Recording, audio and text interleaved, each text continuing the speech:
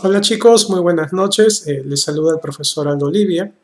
Esta noche vamos a desarrollar un tema nuevo dentro del programa que tenemos en el área de comunicación. Antes de comenzar, primero mis mejores deseos. Espero que todos estén bien en casa, de la misma manera sus familiares también.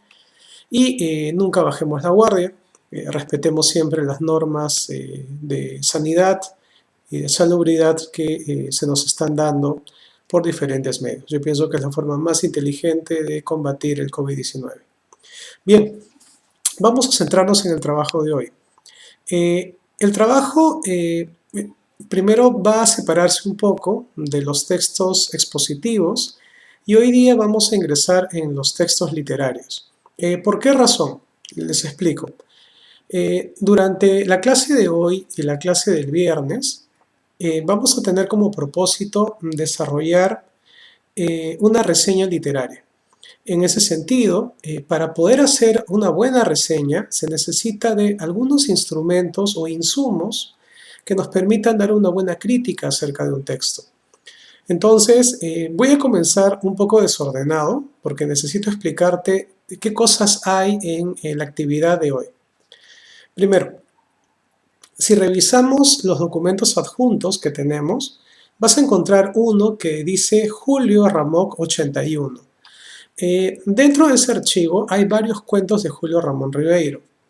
La primera actividad, ojo, no es una tarea en sí, es una actividad que te pido que hagas aprovechando estos días, hasta el día viernes, es que puedas leer dentro de ese archivo 3 cuentos importantes.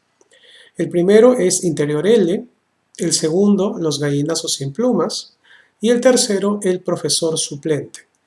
No te pido que desarrolles nada, solamente te pido que avances la lectura, porque el día viernes vamos a proponer uno de estos textos para hacer un análisis en base a la reseña.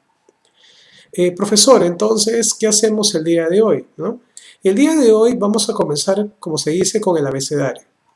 Y para comenzar a hacer una buena reseña, lo primero que tenemos que hacer es conocer a los personajes literarios y los tipos de personajes que existen en la creación literaria. Lo primero que te pido es que en la ficha número 4, que también te estoy adjuntando aquí está, es cuaderno de trabajo comunicación 5. Vamos a abrir el documento. Aquí está. En este documento que estás viendo, vamos a presentar a los personajes literarios, arquetipos y representaciones. Lo interesante de esta primera clase es que podamos entender esta parte teórica que estoy marcando aquí. Para no enredarnos mucho, lo que he propuesto es revisar un PowerPoint. Si revisamos la actividad, vas a ver que también aquí está el PowerPoint para que lo revises las veces que quieras. También puedes ver este video las veces que tú consideres necesario. Bien, vamos a comenzar con los personajes literarios. A ver. Bien, para comenzar, explicarte y decirte de que todo proceso de creación literaria necesita de los personajes literarios. El asunto es que a veces los construimos de forma indistinta, o sea, como vayan al vuelo. Pero es bueno categorizarlos y saber qué ventajas constituyen crear un tipo y otro tipo de personajes. Vamos a ver. Bien, primero el personaje literario nos dicen de que puede ser un ser humano, un animal, un ser sobrenatural o un ser simbólico. Cualquiera que tenga vida en la obra literaria y que realice acciones. Si miras la pantalla, veremos al personaje de Dante Alighieri. Dante Alighieri fue un escritor florentino del siglo XIV, creador de la obra La Divina Comedia. Dante, el propio Dante, se pone como personaje en su obra literaria. Lo interesante de esto es que Dante, según al menos la primera parte de la Divina Comedia, tiene que bajar a los infiernos en busca de su amada Beatriz. Pero para hacerlo, primero tiene que conocer lo que es el pecado y conocer los diversos tipos de pecado que existen en la humanidad. Dante se presenta como un ser humano, pero incluso podemos decir que existe o la historia transcurre en una especie de mundo fantástico. También puede haber animales, inclusive animales parlantes, como el caso de las fábulas, como el león y el ratón. También puede haber personajes sobrenaturales, por ejemplo, como el personaje que vemos aquí, que es el Principito. El Principito es sobrenatural, para aquellos que lo han leído. El Principito no es un príncipe, digamos, de un linaje noble, sino es un extraterrestre. El Principito vive en un asteroide y de un momento determina dejar su asteroide para venir a la Tierra, ¿no? Debido a que se pelea con su rosa. También recomiendo esa lectura, es muy buena. Y por último, los personajes simbólicos.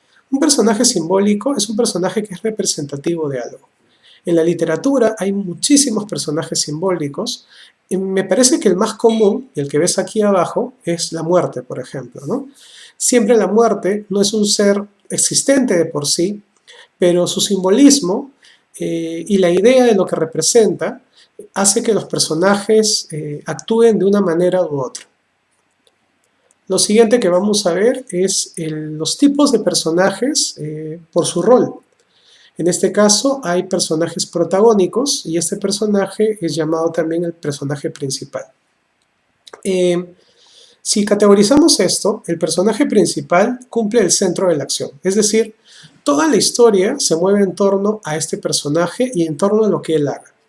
Sus decisiones o sus acciones harán que la historia avance y tenga un término positivo o negativo, pero todo parte en base a lo que el personaje principal decide. También podemos decir de que el personaje puede sufrir cambios a lo largo del proceso narrativo. Eso quiere decir que el personaje, por ejemplo, puede tener una mentalidad al comienzo de la historia muy sencilla, pero luego vamos a ver que el personaje, a través de la experiencia, va cambiando su manera de pensar. También muchos de los personajes, por no decir todos, poseen móviles para sus actos. ¿Qué quieren decir móviles? Móviles quiere decir que deben tener una razón en la historia para poder moverse, para poder hacer. Si seguimos, por ejemplo, con Harry Potter, vemos que, por ejemplo, Harry Potter tiene 7 libros, donde vamos viendo cómo él también va creciendo en la historia. Si analizamos un poco a Harry Potter, vamos a ver que él comienza con una primera pregunta existencial. ¿Quién soy? ¿No? Y se la hace porque él se nota diferente a los demás, diferente a su grupo de amigos o familiares al comienzo de la historia. También podemos decir que Harry incluso tiene una cicatriz en forma de rayo, que es la que de alguna forma hace que Harry dude un poco de su existencia. Conforme van avanzando incluso los libros, porque son 7, podemos notar de que Harry Potter va descubriendo su motivo, es decir, descubre quién es en verdad. Descubre que es Hogwarts, que es una escuela para magos, descubre que hay niños que también estudian para ser magos, tiene amistades, tiene también enemigos, etcétera, etcétera. Si regresamos, un personaje principal también es interesante porque el lector se siente atraído por esos personajes e incluso su conducta no sea muy heroica que digamos, ¿no? No todos los personajes principales son buenos y es bueno aclarar este aspecto. Hay personajes principales que, por ejemplo, aparecen en la novela romántica. Por ejemplo, podría citar 2 de ellos. El pirata y, por ejemplo, los bandidos. Un caso muy particular, por ejemplo, Robin Hood. Robin Hood es un personaje del romanticismo, pero Robin Hood es un ladrón. Es decir, es un personaje éticamente y políticamente incorrecto, porque roba.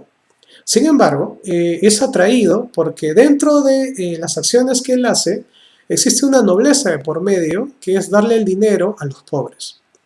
De la misma manera, podríamos hablar acerca de los piratas, que también pertenecen al ciclo de las novelas románticas. El pirata es un personaje que se caracteriza por asaltar y por robar embarcaciones o asaltar islas. De la misma manera, el personaje llama la atención por la forma de vida que tiene e incluso por los códigos que maneja, que de alguna forma ennoblecen al personaje y lo hacen atrayente.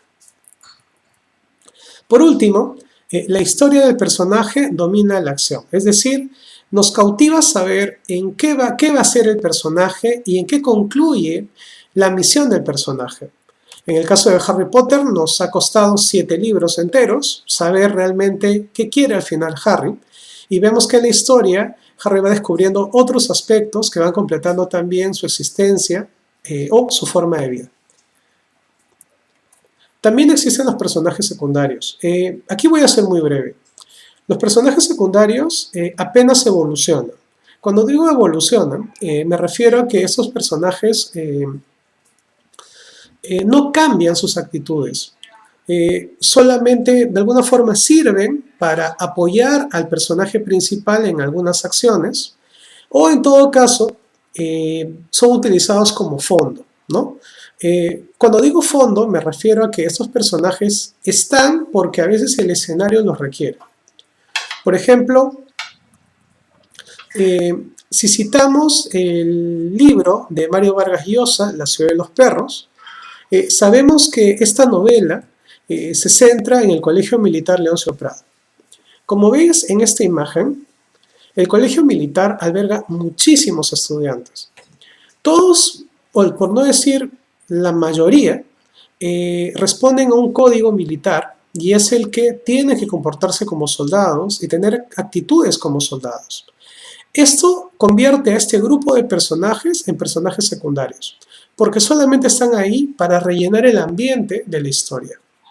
O solamente están ahí para que de alguna forma puedan apoyar de alguna u otra forma algunas acciones de los personajes. Por ejemplo, si recordamos el personaje de El Poeta, es un personaje que de alguna forma logra esa popularidad o logra ese apodo debido a que escribe novelitas eróticas, por ejemplo, para sus compañeros de la cuadra. Si no existieran los personajes de la cuadra, el personaje protagonista sencillamente no existiría como tal. O sea, no tendría sentido que haga novelitas y menos aún de que tenga el apodo de El Poeta.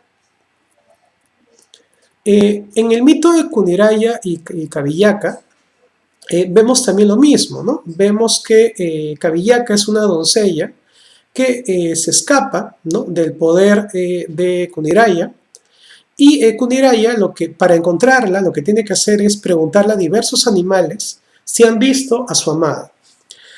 Cuando un animal le dice que la ha visto y la puede alcanzar, lo que hace Cuniraya Viracocha es bendecirla. Pero cuando un animal le dice de que su amada Cabillaca está muy lejos, lo que hace Cuniraya Viracocha es maldecirla.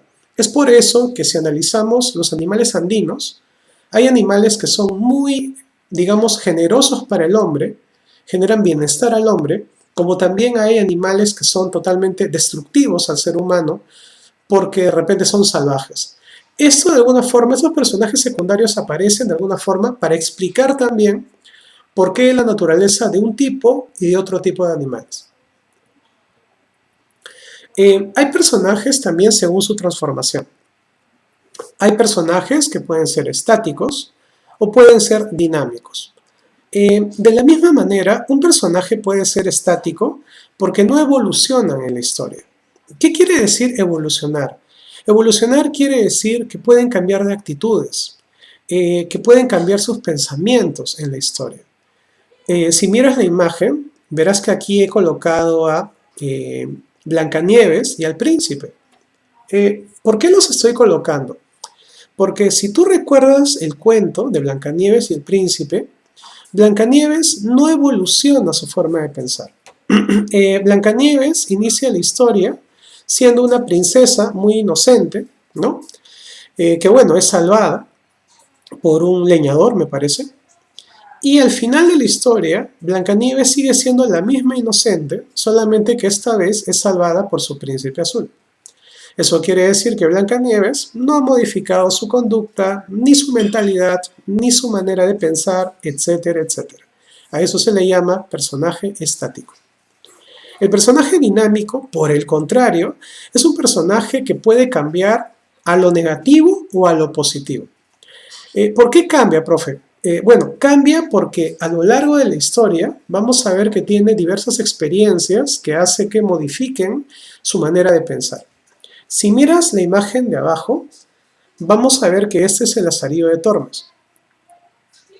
Para aquellos que han leído el Lazarillo de Tormes, sabemos que el Lazarillo es un huérfano, que es entregado inicialmente a un ciego, porque prácticamente en su casa no hay nada que comer, así que prefieren regalarlo o donarlo. El Lazarillo, conforme va pasando su niñez y parte de su juventud, comienza a conocer diversos amos, porque el Lazarillo tiene la costumbre de abandonar a los amos que tiene. Cada amo va entregándole al Lazarillo una experiencia, una forma de vivir. Cuando el Lazarillo se hace joven, el Lazarillo determina que él tiene que vivir de una forma determinada en su vida. No es tan inocente, aprende que un pícaro puede vivir bien y que no necesariamente decir la verdad siempre es bueno. Eso, por ejemplo, es un clarísimo ejemplo de un personaje dinámico. Propuse otro ejemplo. Si de repente has visto esta película que es Star Wars, en Star Wars, por ejemplo, vemos un personaje súper dinámico que es Darth Vader. Darth Vader aparece en el ciclo de estas películas como un niño muy inocente, que es Anakin Skywalker, que es el que ves aquí. Conforme Anakin va creciendo, va cambiando también su manera de pensar, porque considera que no todas las cosas son justas, y termina convirtiéndose en Darth Vader. Es decir, el más malo de los malotes. Curiosamente, al final de esta saga, Darth Vader vuelve a cambiar, ¿no?, su manera de pensar porque va a enfrentar a su propio hijo. Entonces, aquí también vemos un caso de un personaje dinámico en el cine. Según la imagen que transmiten, los personajes pueden ser arquetípicos. Primero, yo quiero que entiendas algo muy importante aquí.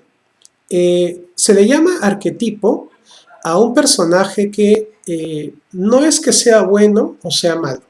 Ojo, un arquetipo es solamente un personaje que es un modelo que culturalmente es aceptado por las características que pueda tener.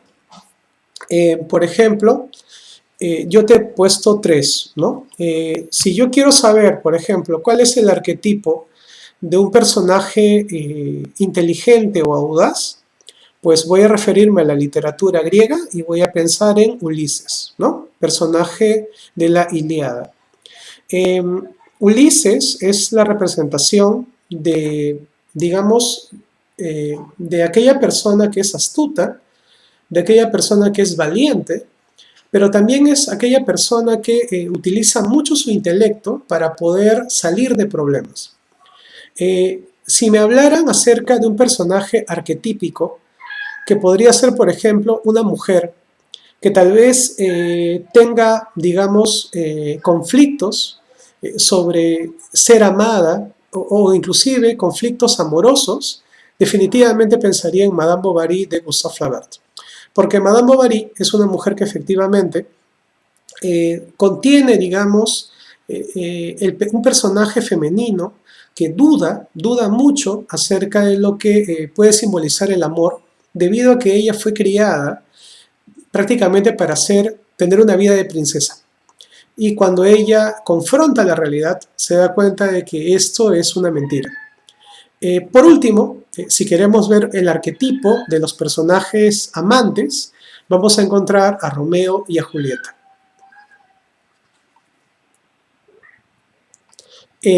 Por último, no por último, todavía falta, existen personajes que se pueden llamar también estereotipos. El estereotipo, a veces usamos esta palabra solamente para mencionar lo superficial, lo simple. Pero hay que entender que los estereotipos solamente son personajes que no están bien narrados, no están bien construidos, porque en realidad representan características comunes de todo un conjunto.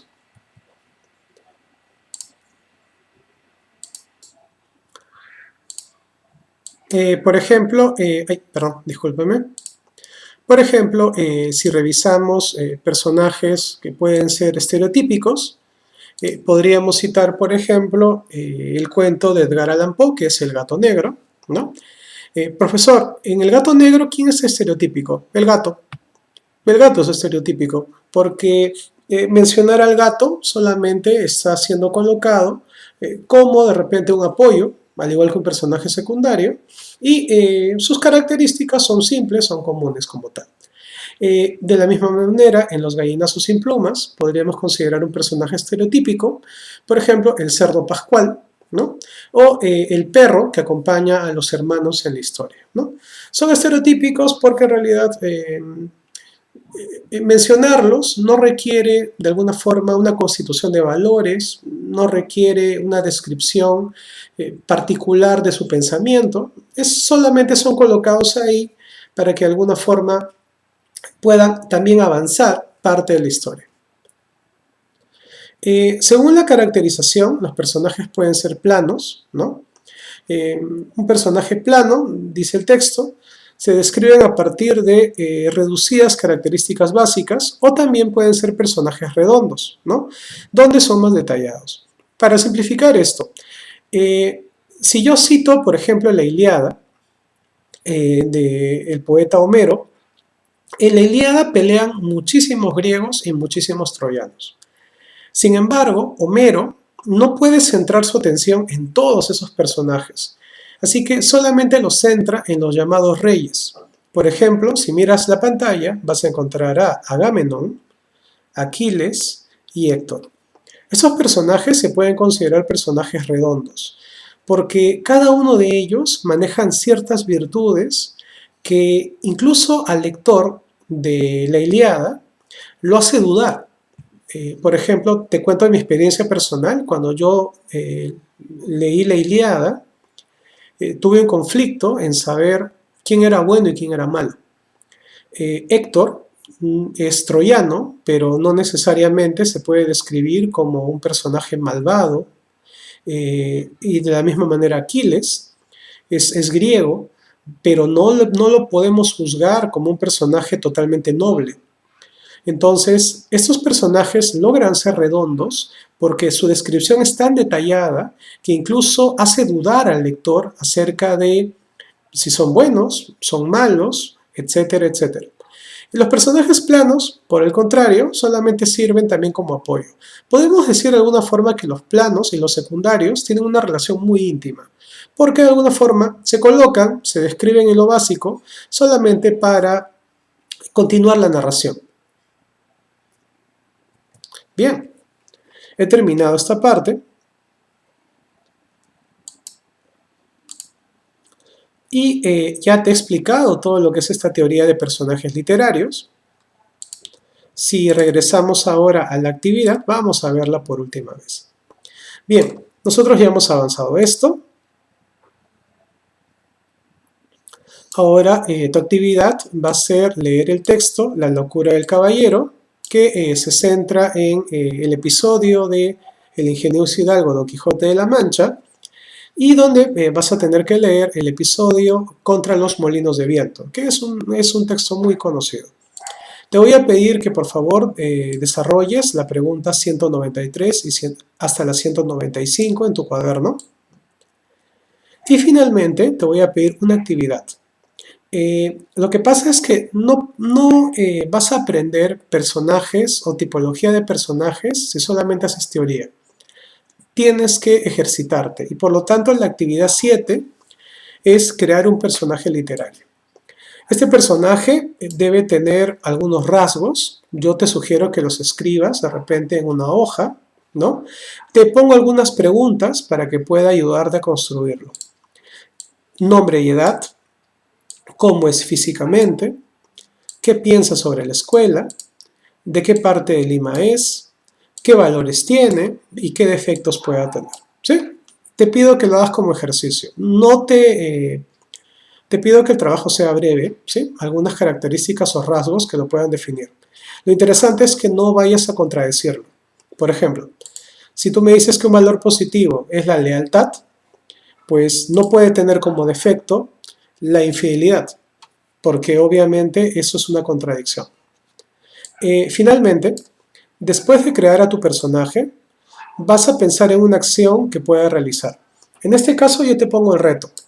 Tu personaje está caminando por la calle y de pronto es perseguido a mitad. O sea, es como si tú andaras con tu mochila caminando por alguna avenida o a punto de tomar el carro y de pronto sientes que eres perseguido. A partir de esa situación, te propongo que en una página puedas representar a tu personaje. Procura que tu personaje exprese personalidad, valores y sentimientos. ¿Sí? Finalmente, terminando tu relato, vas a responder a estas preguntas. ¿Qué personajes son principales o secundarios? ¿Qué personajes usados son estáticos o dinámicos? ¿Qué personajes son arquetipos o estereotipos? ¿Qué personajes son planos o redondos? Aquí una aclaración. Profe, ¿quiere decir que tienen que estar todos ellos? No. Si te pones a pensar, por ejemplo, un personaje principal puede ser un personaje dinámico. Y un personaje principal también puede ser arquetípico. Y un personaje principal también puede ser redondo. ¿Sí? Lo que me interesa es que me expliques por qué. ¿Por qué tu personaje es redondo? ¿Por qué tu personaje puede ser estereotípico? Etcétera, etcétera. Si tú logras hacer este ejercicio, te aseguro de que para la siguiente clase, que es la reseña literaria, te irá súper bien. Entonces, esas son las indicaciones, te vuelvo a repetir. La lectura de Ribeiro no es una tarea, es solamente una lectura que te pido que avances para el próximo viernes. Espero que hayas comprendido todo. Si tienes dudas, ya sabes, me escribes por la cajita del inbox. Y bueno, te deseo lo mejor para esta actividad. Cuídate mucho y nos vemos. Chao.